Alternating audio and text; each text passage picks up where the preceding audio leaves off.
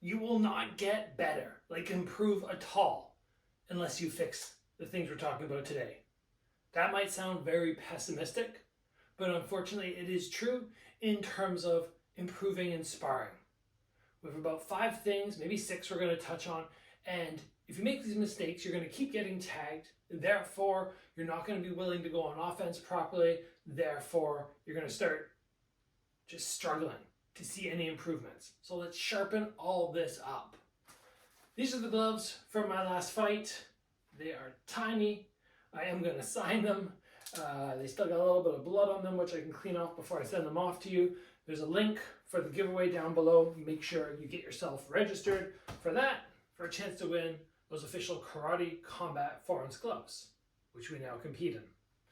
So in terms of sharpening up, one of the main mistakes that so many beginners make, and people continue to make as they fight, is punching but not returning the non-punching hand right to the cheek. It starts to drop from down here. Once it drops down here, any counters that come are going to be so difficult to deal with. And you can be on a great combo spree. You can be stepping in, just lighting this guy up, but you get clipped once and that can stop all the progress you've made.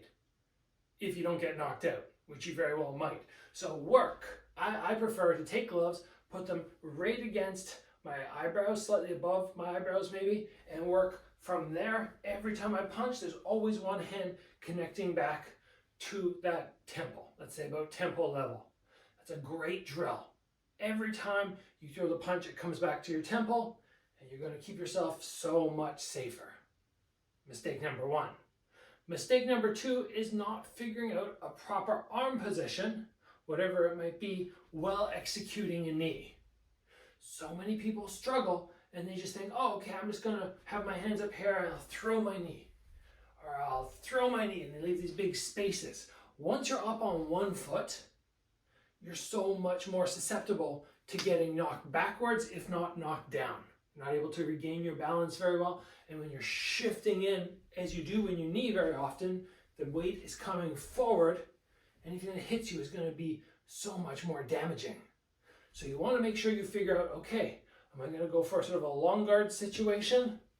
Or am I going to go for my hand across the face? Or am I just going to try and stay here? This is my least favorite. This is one I would not usually teach, but those are all options. Make sure you're doing one of the 3 of those. The next area of common error, and I just corrected somebody the other day on this, is taking an uppercut and lifting the jaw. We feel like, okay, we're tucking in, but as we do this, we want to look up and we want to see. But we don't want that. We don't want to hit here and then get countered with a big hook. We want the shoulder protecting. And I can do that not by having my chin up, but having it down and having that shoulder nice and high. Really work keeping your head neutral. Doesn't matter if I'm ripping in the uppercuts, my head doesn't need to move. Much like when I throw other shots, my head doesn't have to be lifting. Same. Next very important error that people do not do is forgetting to pivot their foot on round kicks. Now, while we will see some fighters like Liam Harrison, Joseph Valtellini throw low kicks without a pivot, we have to bear in mind that these guys are experts. They're very good. And there's so many elements of not pivoting which can mess up your technique. You can break rules once you become more advanced, but before that you want to stick to the basics.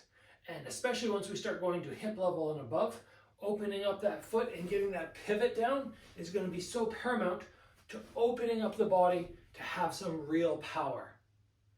And then moving on from that, once I execute my pivot, we need to make sure that the lead shoulder, or the one that should be in the lead, is not drawing backwards. I see people very often throwing their round kicks like that, but the whole body should be turning as we execute, so we maximize our power.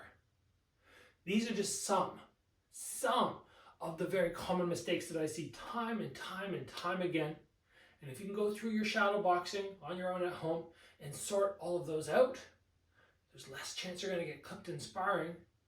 Therefore, you'll become naturally more aggressive. You're willing to open up when you go, okay, when I step forward and throw my shots, I'm not constantly getting hit. It will take 1 or 2 knees where you go, oh, and you get clipped.